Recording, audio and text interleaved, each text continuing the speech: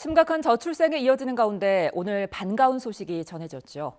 7월 출생아가 17년 만에 최대 증가율을 기록했고 혼인 건수도 역대 최대 폭으로 늘었단 건데요. 네, 윤석열 대통령은 어렵게 만든 출산율 반등의 불씨를 이어가겠다며 1일 가정 양립에 나서는 기업들에 대해서도 각종 혜택도 약속을 했습니다.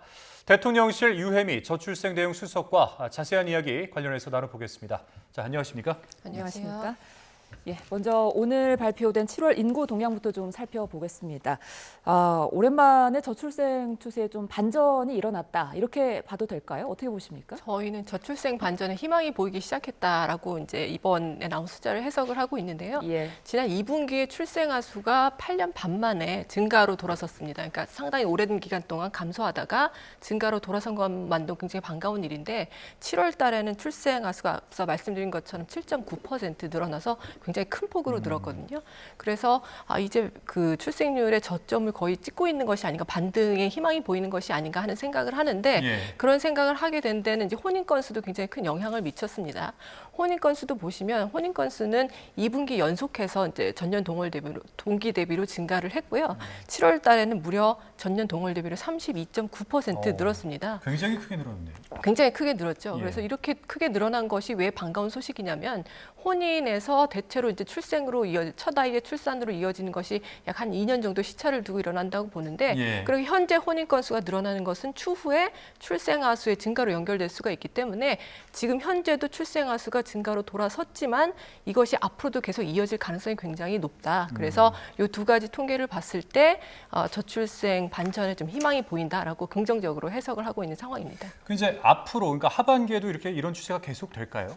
거기에 대해서는 어떻게 전망하십니까? 사실 이제 하반기에는 숫자가 나와봐야 알기는 합니다. 그래서 저희는 좀 약간 희망적으로 보고 있기는 한데 그래도 숫자가 어떻게 당장 하반기에 나올지는 예단할 수는 없는 부분이기 때문에 저희가 지금 할 수 있는 것은 좀 더 이제 시차를 두고는 출생아 수는 계속해서 증가할 것이고 현재 지금 하고 있는 정부의 여러 가지 노력들, 출산율의 증가라든지 아니면 이제 혼인의 페널티를 없애는 것이라든지 이런 노력들을 계속해서 하다 보면 출산율이 반등하는 것이 계속해서 이어질 것이다 이렇게 보고 있습니다. 오를지 이제 확답은 하실 수는 없어도 왜 작년도 한 중반기 이후부터 사상 처음으로 0.6명대로 떨어지는 거 아니냐, 이 합계 출산율 이런 관측이 있었잖아요. 근데 이거는 좀 괜찮아진다라고 보실 수 있을까요? 이 정도는? 지금 그런 숫자를 말씀드리기는 어렵지만 지금 1월부터 7월까지 누적으로 봤을 때는 전년 1월부터 7월까지 비교해서 1.2% 정도 감소를 했습니다. 그런데 이게 계속 누적으로 봤을 때 1, 2, 3월 정도까지는 이 감소폭이 훨씬 더 컸었는데 4월, 5월에 출생아 수가 전년 동월 대비로 증가하고 7월에도 큰 폭으로 증가하면서 이 숫자가 점점 작아지고 있거든요. 그래서 만약에 이런 흐름이 지속된다면 작년보다는 더 나은 숫자를 볼 수 있을 것으로 기대를 하는데 일단 일일비하지 않고 저희는 꾸준히 정책을 추구해 나가는 것을 지금 목표로 하고 있습니다. 예, 이런 가운데 오늘 일가정 양립 우수기업 성과 공유회가 열렸습니다. 어떤 행사였습니까? 예, 오늘 있었던 행사는 우리가 정부에서 일가정 양립 그리고 양육 부담 해소, 주거 지원 이런 세 가지 분야에 집중적으로 지금 정책을 발굴해서 추진을 하고 있는 상황인데요. 특히 이 일가정 양립과 관련해서는 일가정 양립 문화가 기업에 정착이 되어야지 비로소 근로자들이 실제로 출산을 하거나 아니면 육아를 할 때 그런 혜택을 볼 수가 있기 때문에 기업의 역할이 굉장히 중요한데 그런 기업의 우수 사례를 좀 공유해보자 하는 의미에서 시작된 행사라고 보실 수가 있겠습니다. 그래서 일터의 환경과 문화를 바꿔서 좀 더 가족 친화적이고 육아 친화적인 그런 환경을 만들고 그런 사례를 공유하는 것이 그래서 이런 문화를 점점 확산시키는 것이 오늘 행사의 가장 큰 의의라고 보시면 되겠습니다. 그럼 혹시 이제 좀 기억에 남는 이 기업의 일가정 양립 우수 사례가 있다면 소개를 좀 해주시면 좋을 것 같아요. 예, 두 가지 정도 소개를 해드릴 수 있는데요. 첫 번째로는 이제 한 중견기업의 사례인데요. 이 중견기업은 100% 완전 자율 선택 근무제를 사용을 하고 있습니다. 이게 뭐냐면 출퇴근 시간을 마음대로 이제 결정을 할 수가 있는 건데, 그러니까 상사나 아니면 동료 눈치 보지 않고 원하는 대로 퇴근하고 그다음에 출근 시간도 정할 수 있다는 겁니다. 100%가 그래요? 예, 그렇습니다. 그렇다면 이게 뭐가 좋느냐? 자신의 업무량이라든지 아니면 컨디션에 따라서 가장 효과적으로 일할 수 있는 시간대에 일을 하면 되니까 업무 능률이 올라간다는 거고요. 또 일과 가정을 병행하고 훨씬 더 좋은 환경이 된다는 것인데 이게 실제로 기업의 성과로 이어지고 있습니다. 그래서 이 기업이 발표한 내용에 따르면 이 제도를 도입한 이후에 이직률이 큰 폭으로 3분의 1 수준으로 감소했다고 하고요. 또 1인당 매출도 60% 이상 늘어난 데다가 실제로 혼인 건수라든지 출생 건수도 크게 늘었다고 하니까 이것이 바로 이제 기업의 성과로도 이어지고 또 저출생의 대응에 있어서도 상당히 효과적인 그런 역할을 했다고도 볼 수가 있겠습니다. 예. 다른 한 가지의 사례는 이제 금융기관이 금융기업이 그 중소기업에 있어서 이제 육아휴직을 사용할 때 대체 인력이 필요하지 않겠습니까? 예, 예. 근데 대체 인력도 비용이 들어가는 일이니까 요 비용을 조금 보전을 해주는 거죠, 금융기업이. 그래서 이렇게 지원을 함으로써 중소기업에서도 육아휴직을 좀 더 잘 활용할 수 있도록 하는 그런 상생협력의 사례인데요. 이런 상생협력의 사례도 대기업과 중소기업이 함께 성장하면서 저출생 대응에도 기여할 수 있는 그런 방안으로 오늘 소개가 되었습니다. 예, 앞서 저희가 리포트로도 전해드렸습니다만 오늘 행사에서 윤석열 대통령이 이런 일가정 양립에 앞장서고 있는 기업들에게는 체감할 수 있는 혜택을 주겠다 이러면서 뭐 세제 혜택 이야기도 나오던데 구체적으로 좀 설명을 해주실까요? 예, 일가정 양립에 있어서 좀 더 이제 우수한 성공 사례를 보여주고 있는 기업, 특히 중소기업에 대해서는 과감한 인센티브를 부여하겠다고 대통령님께서 말씀을 하셨습니다. 그래서 구체적으로 어떤 것을 들 수 있냐면 여가부에서 가족 친화 인증 기업이라는 것을 선정을 합니다. 그래서 이런 것이라든지 아니면 고용부에서 선정하는 일생활 균형 우수 기업, 이런 거에 이제 선정이 된 중소기업에 대해서는 세제 혜택을 검토하고 또 국세청의 정기 세무조사를 좀 유예하는 그런 방안을 말씀을 하셨고요. 여기에 이제 지방세도 세무조사 유예를 지금 지방자치단체와 협의하는 그런 경우가 지금 많기 때문에 이런 혜택이 더 확대될 것으로 보이고요.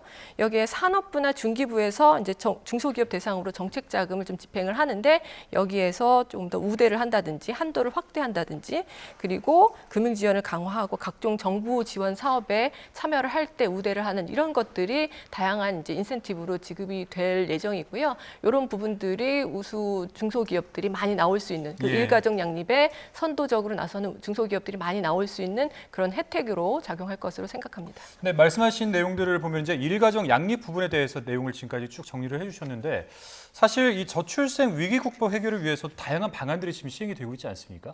어떤 방안에 가장 방점이 찍혀서 좀 진행이 되고 있다 이렇게 이해하면 될까요? 일단은 일가정 양립과 양육 부담 해소, 그다음에 주거 지원 이 3대 핵심 분야로 해서 지금 대책이 집중적으로 시행이 되고 있습니다.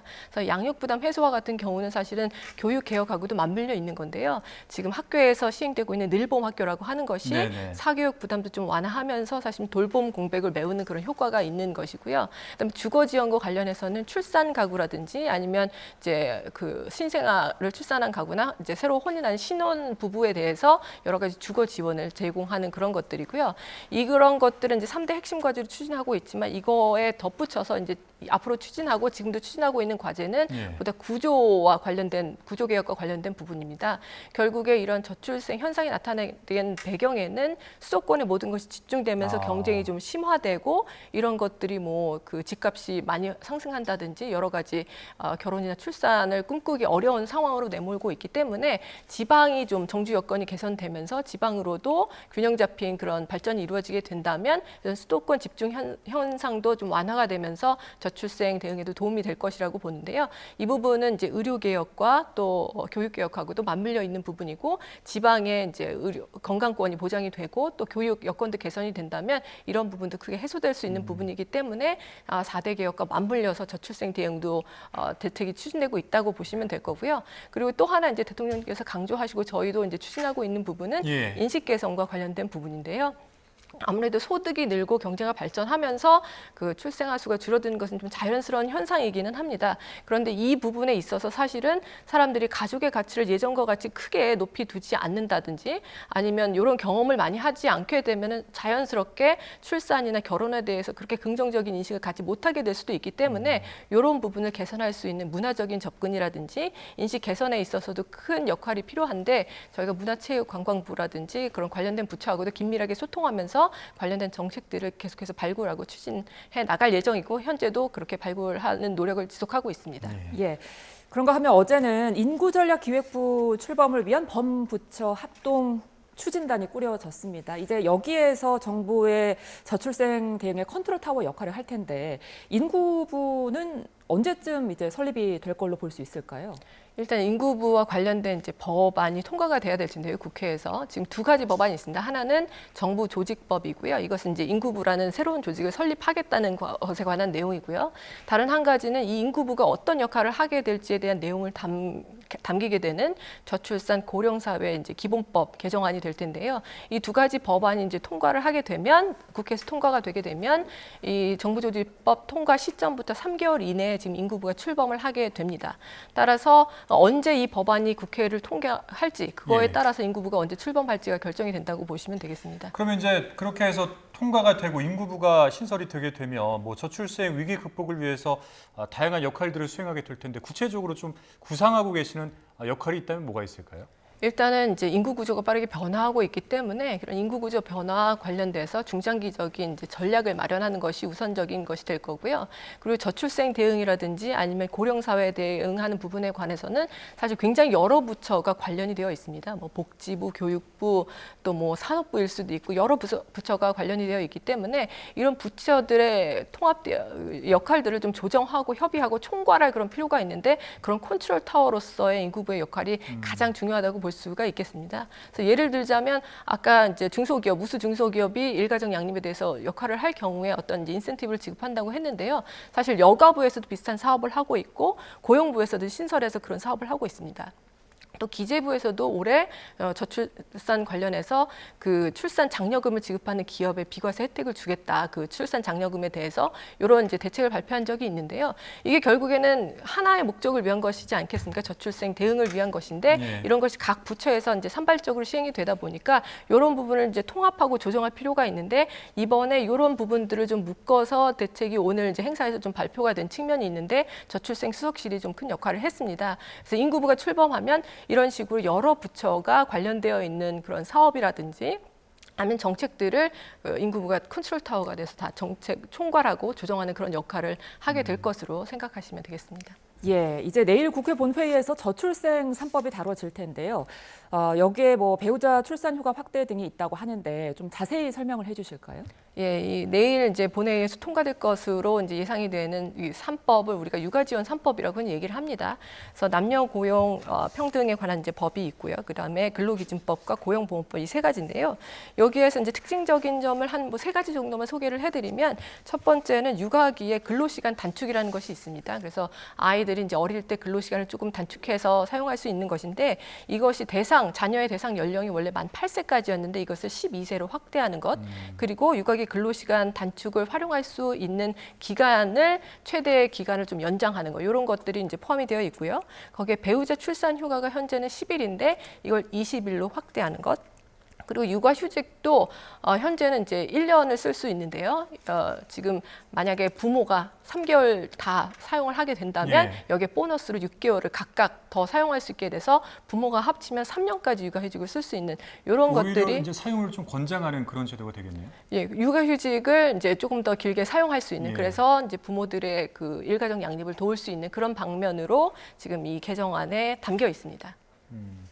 근데 사실 이 저출산, 뭐 고령화, 우리나라가 지금 갖고 있는 문제점이긴 한데 우리나라만의 또 문제는 아닐 것 같아요. 이제 다른 나라들 사례 가운데 좀 우리가 보고 배울 만한 점이 있다면 그런 사례들도 한번 이 자리를 통해서 소개를 해주시면 의미가 있을 것 같거든요. 예, 그렇습니다. 뭐 여러 사례가 있는데 이제 유럽의 좀 국가들이 저출산을 이제 극복하기 위해서 여러 가지 제도를 시행한 점이 있는데 독일의 경우를 좀 들 수가 있겠습니다. 독일 같은 경우는 사실 2000년대부터 가족 및 보육 정책을 여성의 경제 활동 참여를 좀 독려하고 가족 친화적인 사회 분위기를 조성하는 데 좀 초점을 맞춰서 여러 가지 정책을 시행했습니다. 그래서 전일제 학교를 좀 확대한다든지 아니면 부모 수당을 지급한다든지 하는 것을 통해서 좀 육아에 있어서도 부담을 좀 완화해주고 여기에 일도 병행해서 할 수 있는 그런 환경을 좀 만들어주는 정책을 시행했는데 이런 정책을 통해서 출산율이 좀 반등을 했습니다. 그래서 2000년에 1.38이었던 합계 출산율이 2021년에는 1.58로 이제 상승을 한 그런 경험이 있습니다. 그래서 그런 사례도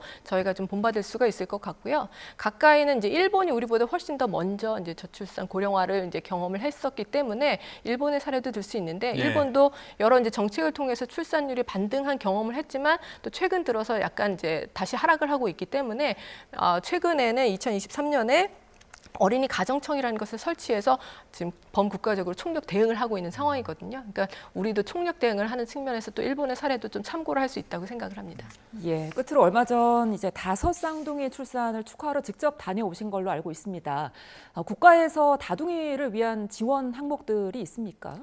예, 있습니다. 이 2023년 7월에 기존에는 이제 이런 뭐 출산이나 양육 부담 완화와 관련된 여러 가지 지원들이 단태아 중심으로 되어 있었는데 예. 다둥이 가족들이 아무래도 많이 늘어나다 보니까 이런 부분들이 좀 취약하다라는 측면이 있어서 2023년 7월에 난임 다둥이 맞춤형 지원 대책이라고 발표가 됐습니다. 그래서 많은 부분들이 올해부터 적용이 되게 됐는데 이 5 쌍둥이가 그 혜택을 입게 되었습니다. 그래서 예를 들어서 첫 만남 바우처라고 하는 그런 출산했을 때 아이들한테 사용할 수 있는 여러 가지 물품들을 구매할 수 있을 때 사용하는 그 바우처의 금액도 둘째, 셋째에 관해서 이제 크게 증액이 되었고요. 그리고 특히 이제 고위험 산모인 같은 경우에는 이제 의료비 지원도 훨씬 더 확대가 되고 그래서 이런 확대된 지원들이 이 5 쌍둥이 가족에도 추가될 수가 있게 되어서 어떤 신문 기사에 따르면 그런 지방자치단체에서 주는 그런 지원금하고 정부에서 지원하는 지원금이 다 합쳐서 1억 7천만 원 정도에 이른다고 하는데 그것이 이제 저희가 따져보니까 굉장히 정확한 숫자입니다. 그래서 정부에서 지급하는 것, 지방자치단체에서 지급하는 여러 가지 지원금들이 그 정도 액수가 된다. 그래서 그런 혜택이 이 5 쌍둥이 가정에게 돌아가게 돼서 굉장히 기쁘게 생각한다는 말씀을 드리고 싶습니다. 예, 지금까지 대통령실 유혜미 저출생 대응 수석과 함께 저출생 대응 방안 알아봤습니다. 오늘 말씀 고맙습니다. 고맙습니다. 감사합니다.